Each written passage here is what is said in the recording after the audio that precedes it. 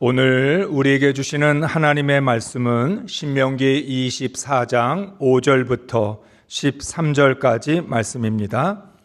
사람이 새로이 아내를 맞이하였으면 그를 군대로 내보내지 말 것이요 아무 직무도 그에게 맡기지 말 것이며 그는 1년 동안 한가하게 집에 있으면서 그가 맞이한 아내를 즐겁게 할지니라. 사람이 맷돌이나 그 윗짝을 전당 잡지 말지니 이는 그 생명을 전당 잡음이니라. 사람이 자기 형제 곧 이스라엘 자손 중 한 사람을 유인하여 종으로 삼거나 판 것이 발견되면 그 유인한 자를 죽일지니 이같이 하여 너희 중에서 악을 제할지니라. 너는 나병에 대하여 삼가서 레위 사람 제사장들이 너희에게 가르치는 대로 내가 힘써 다 지켜 행하되 너희는 내가 그들에게 명령한 대로 지켜 행하라. 너희는 애굽에서 나오는 길에서 내 하나님 여호와께서 미리암에게 행하신 일을 기억할지니라. 내 이웃에게 무엇을 구워줄 때에 너는 그의 집에 들어가서 전당물을 취하지 말고 너는 밖에 서 있고 내게 꾸는 자가 전당물을 밖으로 가지고 나와서 내게 줄 것이며 그가 가난한 자이면 너는 그의 전당물을 가지고 자지 말고 해질 때에 그 전당물을 반드시 그에게 돌려줄 것이라. 그리하면 그가 그 옷을 입고 자며 너를 위하여 축복하리니 그 일이 내 하나님 여호와 앞에서 내 공의로움이 되리라. 아멘. 할렐루야. 하나님의 사랑과 은혜 안에서 한 주간 동안 행복하셨습니까? 말씀을 시작하면서 세 가지 질문을 드립니다. 첫째, 선을 지키며 선한 삶을 사셨습니까? 둘째, 하나님께 서운한 것을 지키셨습니까? 셋째, 하나님 보시기에 참 좋은 성도가 되기 위해 교만, 시기, 불평을 버리셨습니까? 여러분이 아예 질문이 뭔지를 정확하게 보시라고 이제 여러분에게 보여드렸습니다. 지난 주간의 삶을 하나님의 말씀으로 점검한 후에 오늘 말씀을 들으시면 좋겠습니다. 하나님의 말씀대로 살았는지 돌아보지도 않고 그냥 계속 말씀만 듣는다면 무슨 의미가 있겠습니까? 지난 한 주간 나는 하나님의 말씀대로 살았는지 못 살았는지, 여러분 그게 꼭 잘하고 못하고의 문제가 아니라 적어도 새로운 말씀을 듣기 전에 이미 들은 말씀이 얼마만큼 내 삶 속에서 실천되었는지를 확인은 해야 된다는 거죠. 그리고 나서 말씀을 들을 때 그것이 여러분의 심령에 차곡차곡 쌓여져서 귀한 말씀의 열매로 맺어질 줄로 믿습니다. 오늘은 사순절 5째 주일이면서 한국 선교 140주년 기념 주일입니다. 1885년 4월 5일 어제가 되죠. 아펜셀러 선교사와 언더우드 선교사가 인천에 첫 발을 내딛었습니다. 하나님께서 이 땅을 구원하시기 위하여 2명의 선교사를 보내주신 것이죠. 아펜셀러 선교사와 언더우드 선교사가 뿌린 복음의 씨앗 때문에 오늘 우리는 이 자리에서 하나님을 예배할 수 있습니다. 4월은 한국 선교 140주년과 교회 설립 60주년 그리고 부활절이 있는 아주 중요한 달입니다. 역사적인 의미가 있는 시간입니다. 그런데 의미가 있다고 해서 그것이 다 우리에게 의미가 되는 것은 아닙니다. 140주년, 60주년 맞습니다. 그런데 그것이 진정한 의미가 되려면 그것을 우리가 어떻게 받아들이느냐에 달려 있습니다. 아무 생각 없이 140주년, 1885년 4월 5일 2명의 선교사가 이 땅에 발을 내딛어서 복음의 씨앗이 뿌려졌구나. 1965년 5월 2일에 우리 교회가 세워졌구나. 그렇게만 생각한다면 무슨 의미가 있겠습니까? 사람은 언제나 지나간 시간, 오늘의 시간, 내일의 시간 세 가지를 함께 생각해야 합니다. 오늘의 나라고 하는 존재는 과거로부터 오늘, 내일에 이르기까지 나라고 하는 존재가 만들어지고 있는 거죠. 한국교회, 금오제일교회 어떤 모습인지를 정확하게 알려면 과거와 현재와 미래를 아울러서 생각해 보아야 합니다. 과연 한국교회가 얼마나 하나님의 기대에 부응하고 있는지를 점검해야 합니다. 우리 교회가 정말 하나님이 보시기에 참 좋은 교회인지를 확인해야 합니다. 내가 좋아하는 교회 이전에 하나님이 좋아하시는 교회인지를 확인해야만 하는 거죠. 우리는 인생을 살아가면서 지식과 경험을 쌓게 됩니다. 그 결과가 정비례나 반비례로 나타납니다. 쌓여진 지식과 경험을 바탕으로 얻게 된 인생의 노하우를 통해 성숙하고 건강한 삶을 살 수도 있고 오히려 미성숙하고 병든 삶을 살 수도 있습니다. 인생을 살면서 자연스럽게 쌓여지고 터득되어지는 지식과 경험이 정비례를 하게 되면 우리는 훨씬 더 건강하고 성숙한 삶을 살게 될 겁니다. 그런데 반비례가 되면 우리는 여전히 철없고 병든 삶을 살게 되는 겁니다. 신앙도 마찬가지입니다. 신앙생활을 하면서 하나님의 말씀이 쌓여지고 많은 신앙의 체험을 하게 됩니다. 이것이 정비례를 하면 예수님을 닮아가고 하나님 보시기에 참 좋은 성도가 될 수 있습니다. 반비례가 되면 자기 의만 커지고 교만하며 외식된 성도가 될 수 있습니다. 다시 말씀드리면 신앙의 경험과 하나님의 말씀에 그 모든 것들이 쌓여져 갈 때 믿음이 커질 수도 있고 자기 의와 교만이 커질 수도 있다는 겁니다. 사랑하는 성도 여러분, 여러분은 정비례의 신앙생활을 하고 계십니까? 반비례의 신앙생활을 하고 계십니까? 연륜이 쌓인다고 해서 반드시 정비례가 되는 것은 아닙니다. 우리가 올바른 신앙의 자세와 태도를 가지고 신앙생활을 해야 정비례가 될 수 있는 거죠.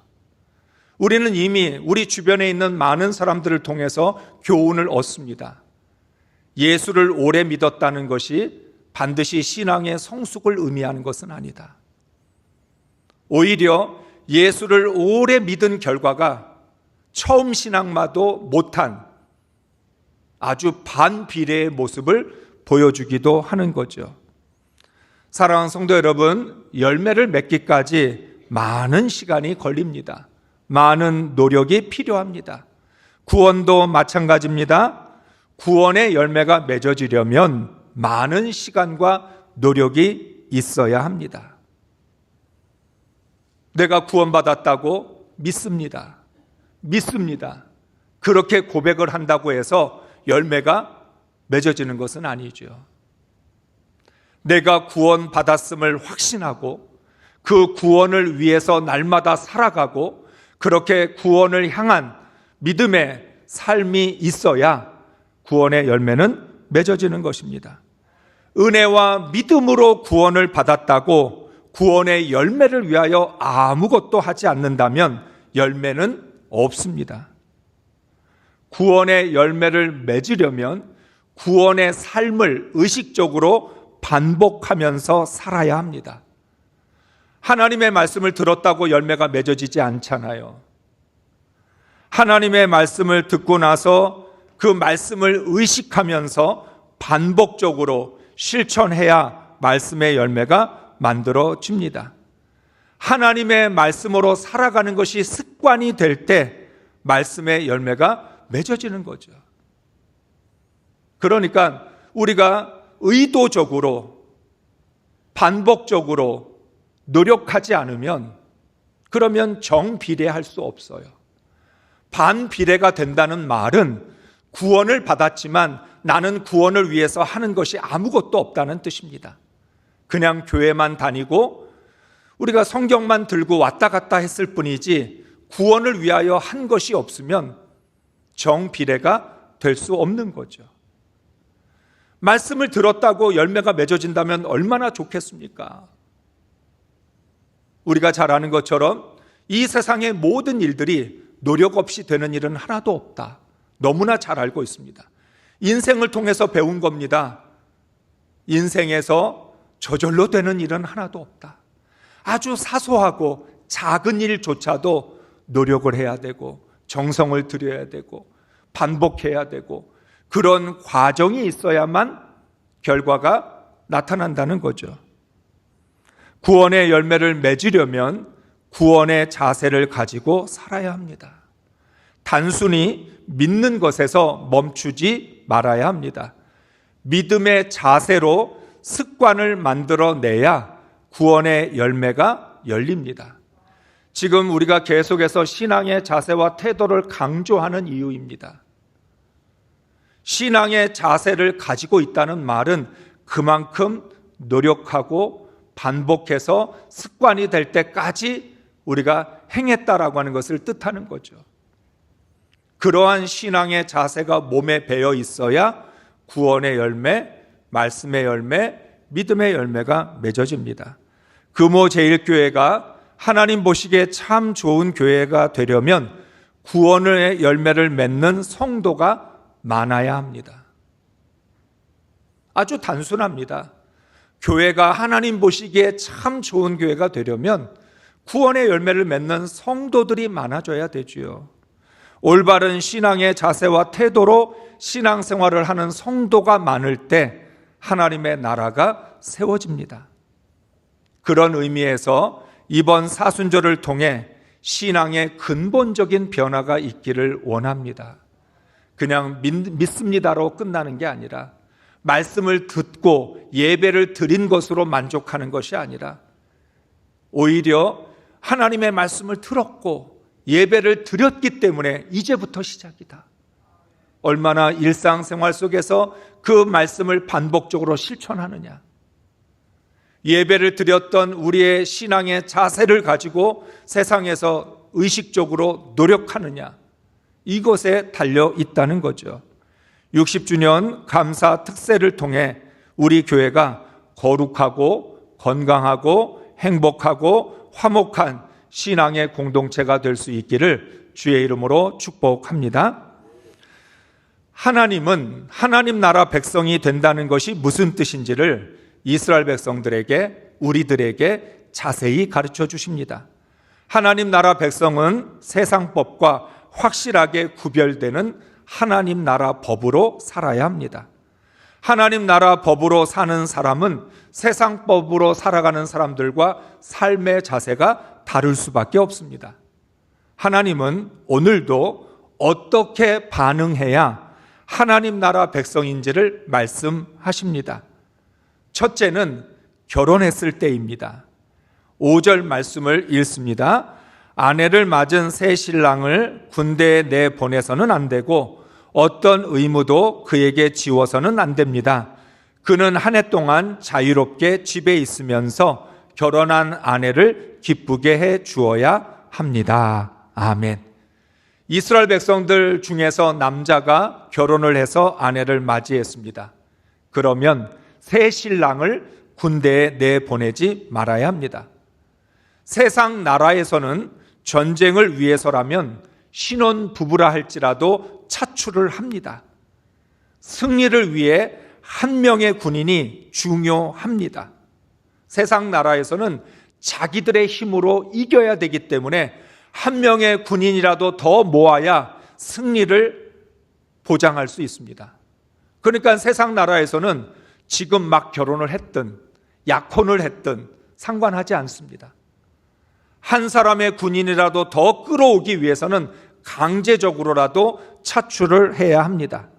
그런데 하나님 나라에서는 전쟁에서 이기고 지는 것이 하나님이 결정하신다고 믿고 있습니다. 승리는 하나님이 주신다. 하나님의 능력을 의지합니다. 그런 믿음을 가졌기 때문에 결혼한 새 신랑을 차출하지 않습니다. 승리는 하나님이 주시는 것이라고 믿으면서, 우리는 하나님의 능력을 의지하여 이길 것이라고 믿으면서 한 명의 군인을 더 끌어모으려고 애쓴다면 세상 나라와 다를 게 무엇이 있겠습니까? 그래서 하나님은 오늘 이 말씀을 통해 우리의 관점, 생각을 바꿔주십니다. 너 정말 하나님이 승리를 주신다는 걸 믿어? 그러면 새 신랑은 차출하지 말고 1년 동안 자유롭게 아내와 함께 행복한 삶을 살 수 있도록 지켜주라고 말씀합니다. 신앙이 선택의 기준이 됩니다.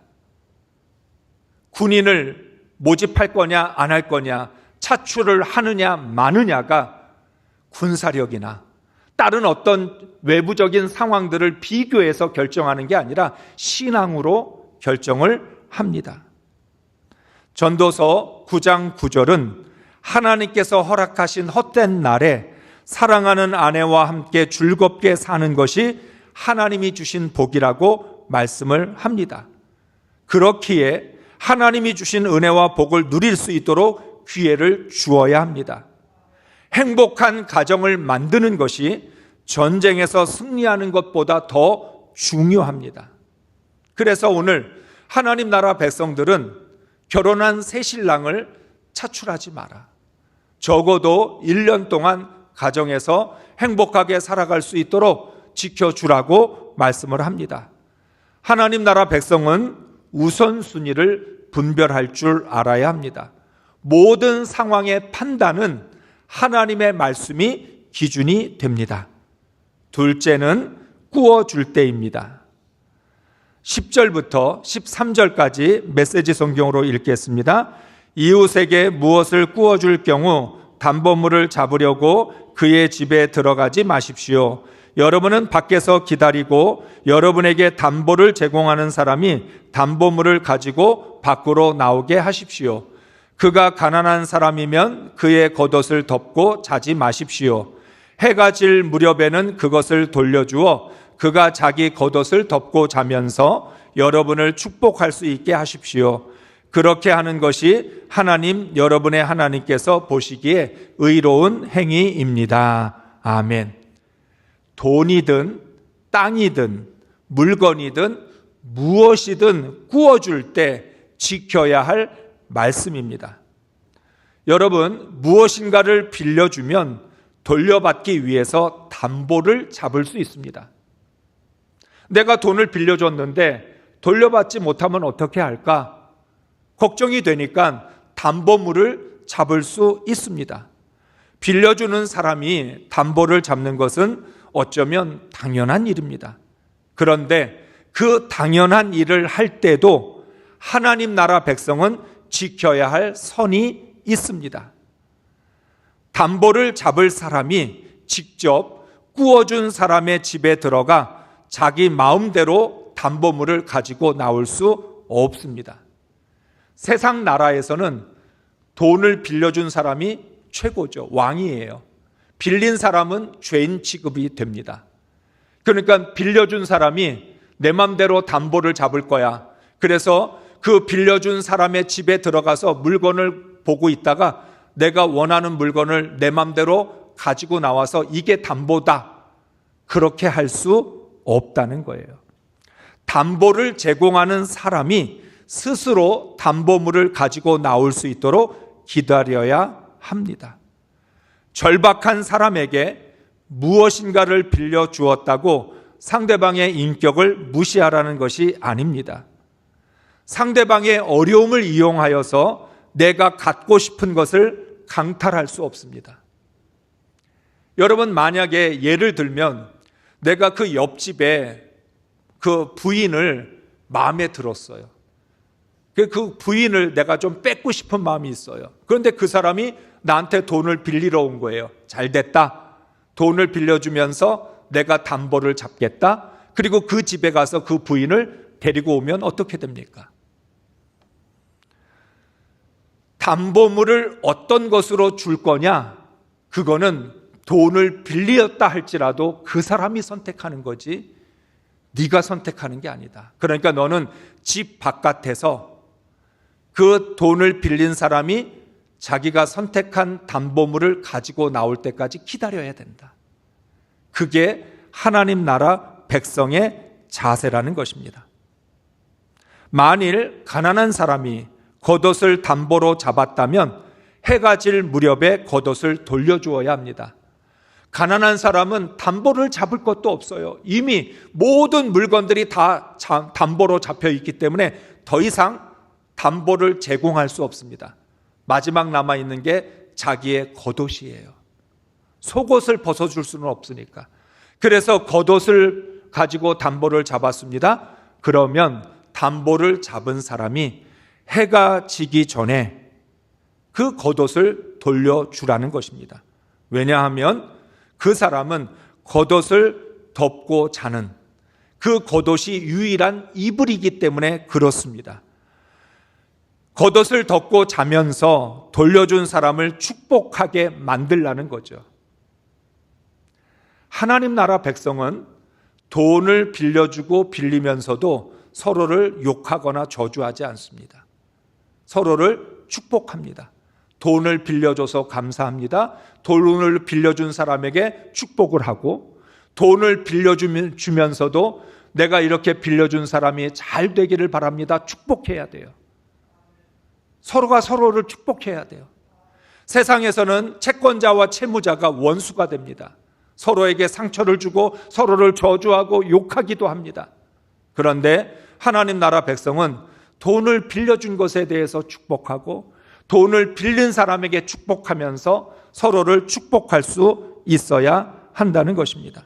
다시 말하면 어떤 욕을 먹어도 부자가 되면 된다. 이런 욕심을 버려야 합니다.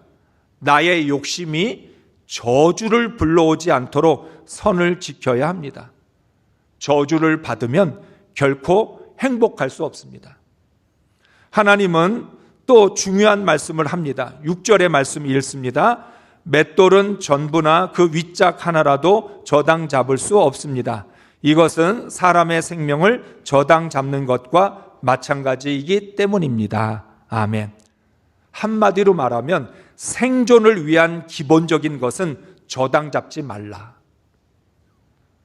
너는 빌려준 돈을 돌려받기 위해서 저당을 잡는, 담보를 잡는 것이지 그 사람의 생명을 담보로 잡으면 안 된다. 맷돌의 윗짝이나 혹은 맷돌, 이게 없으면 먹는 음식을 준비할 수 없어요. 먹지 못하면 죽는 거잖아요. 그러니까 생명을 담보로 잡으면 안 된다. 오늘 하나님의 겉옷을 담보로 잡았으면 해질 무렵에는 돌려주라고 하는 말씀도 결국 생명을 담보로 잡지는 마라. 사람이 살아야지 사람을 죽이려고 하면 안 된다라고 말씀하고 있는 거죠. 아무리 돈이 좋아도 담보를 잡을 수 있는 것이 있고 잡지 말아야 할 것이 있습니다. 하나님 나라 백성은 눈앞에 이익을 두고서 할 수 있는 것과 할 수 없는 것을 분별해야 합니다. 욕심을 채우려고 불의를 저지를 수는 없습니다. 선을 지켜야 합니다. 오늘 말씀은 이것이 하나님 보시기에 의로운 행위라고 말씀합니다. 이게 공의고 이게 사랑이다.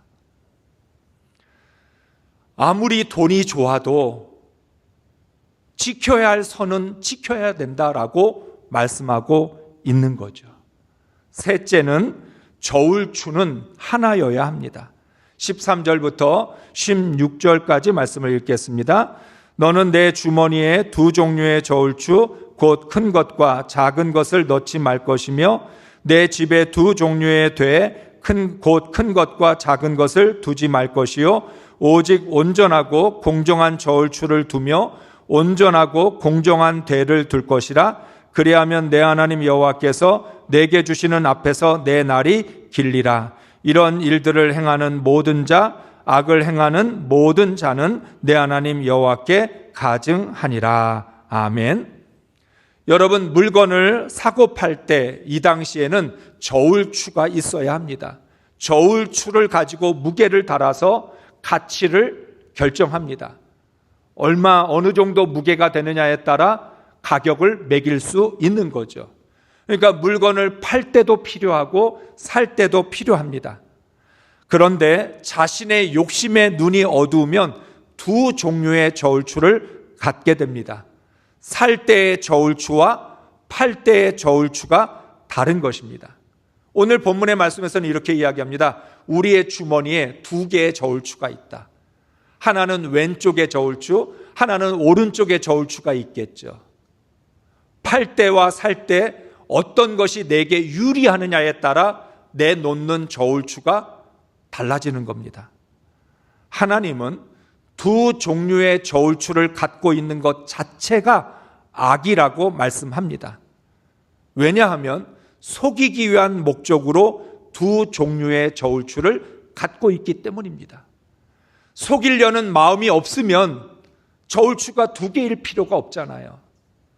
우리가 두 마음을 가지고 있는 이유가 뭐예요? 속이려고 그러는 거예요. 하나님께서 우리에게 두 마음을 버려라. 아예 처음부터 딴 생각하지 마라. 하나님의 말씀을 들으면 순종하려고 하는 하나의 마음만 가져야 되는데 하나님의 말씀을 들으면서 우리는 순종하는 마음과 순종하지 않으려는 두 마음을 갖습니다. 그리고 자기가 고민하고 갈등합니다. 스스로가 굉장히 고민하는 척을 해요. 원래 고민할 필요 없어요. 순종하는 마음 하나만 있으면 고민할 게 뭐가 있습니까? 그런데 우리는 딴 생각, 딴 마음을 가지고 있기 때문에 고민하고 갈등하는 거죠.